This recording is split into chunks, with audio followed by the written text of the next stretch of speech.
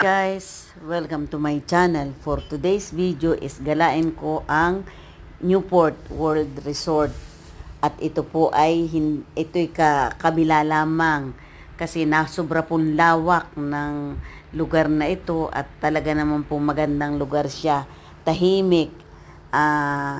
Dito mo makikita magkadidikit-dikit po pala ang mga hotel dito sa Newport.